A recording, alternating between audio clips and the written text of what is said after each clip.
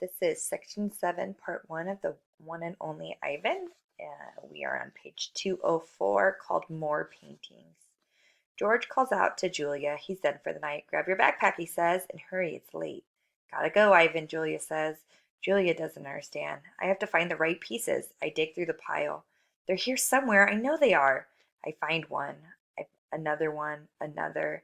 I try to hold 4 of them up against the glass. Bob, I say, help me, hurry. Bob grabs paintings with his teeth and drags them to me. One by one, I shove pictures through the window crack, and they crumble and tear. There are too many pieces. My puzzle is too big. Careful, Ivan, Julia says. Those might be worth millions some day. You never know. She arranges the paintings into a neat stack. I suppose Mac's going to want to sell these in the gift shop. She still doesn't understand. I shove more out the hole and more, all of them, one after another. So Ivan's been painting, has he? George says as he puts on his coat. A lot, says Julia with a laugh. A whole lot. You're not taking all those home with you, are you? George asks. I mean, no offense to Ivan, but they're just blobs. Julia thumbs through the towering stack of paintings. They might not be blobs to Ivan. Let's leave those by the office, George suggests. Mac will want to try to sell them. Although, why would anyone pay $40 for a finger painting a 2-year-old could do? I don't know. I like Ivan's work, Julia says. He puts his feelings into them. He puts them he puts his hair into them, George says. Julia waves goodbye. Night, Ivan. Night, Bob. I press my nose against the glass and watch her walk away. All my work, all my planning, wasted. I look at Ruby, sleeping soundly, and suddenly I know she'll never leave the Big Top Mall. She'll be here forever, just like Stella. I can't let Ruby be another one and only. Chest beating. Often when visitors come to see me, they beat their hands against their puny chests, pretending to be me.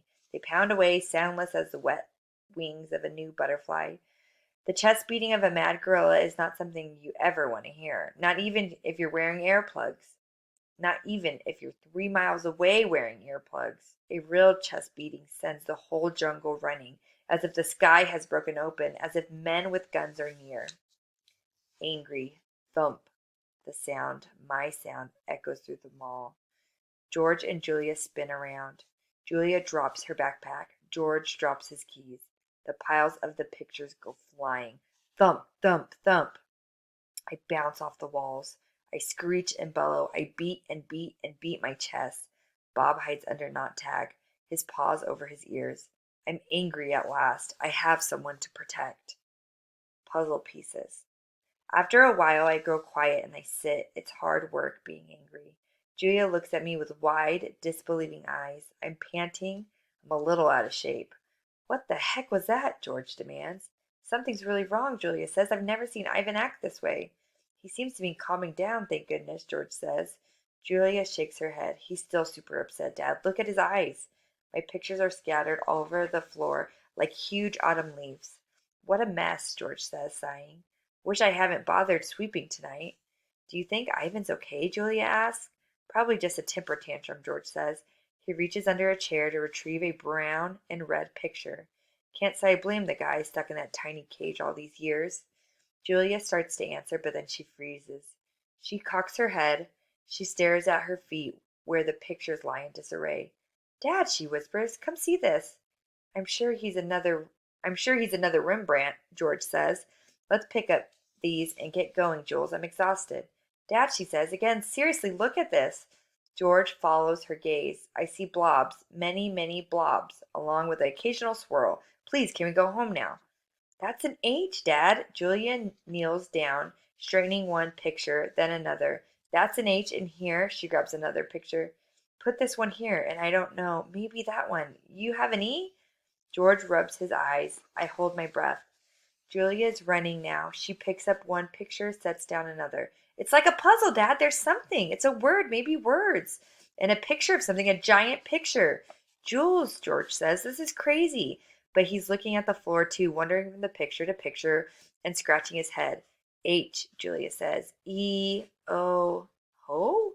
Julia chews her lower lip. H-E-O. And that looks like an I? H-E-O-I. George writes in the air with his fingers. I-E-O-H.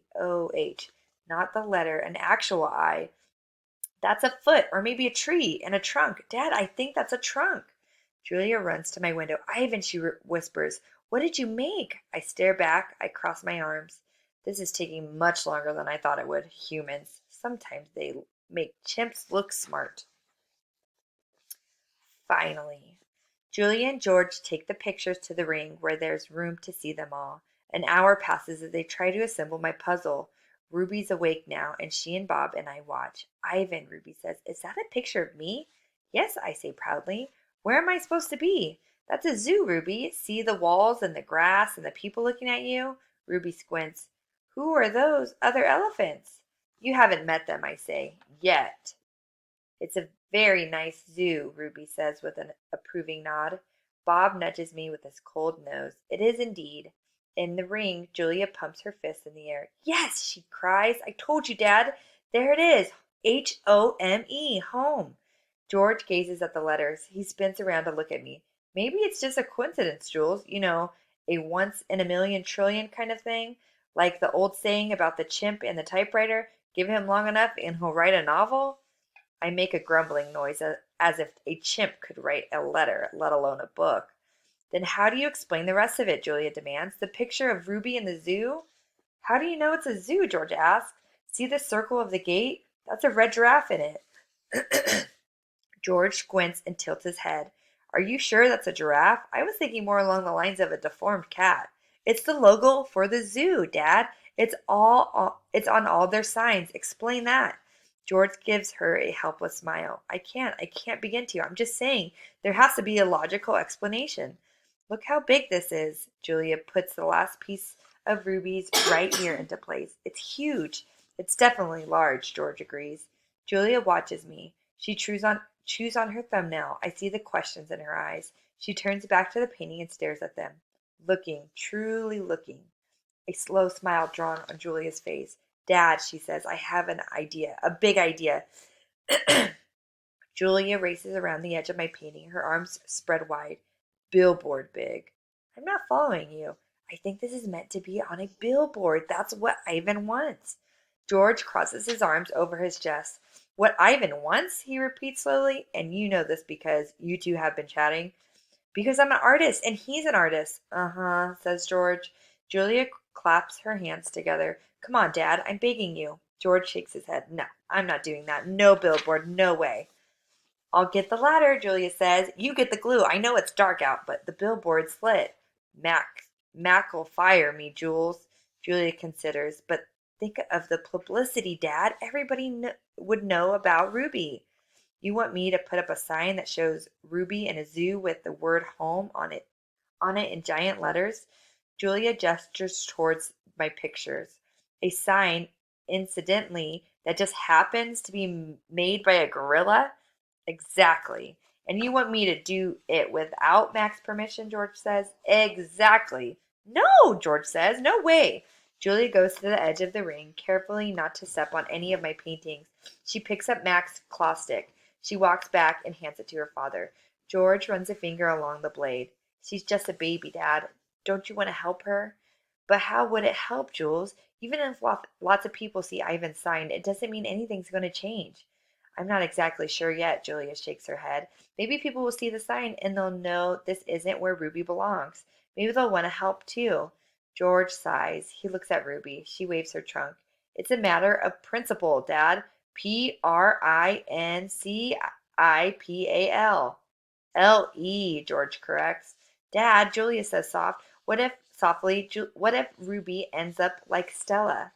George looks at me, at Ruby, at Julia. He drops the claw stick. The ladder, he says quietly. It's in the storage locker.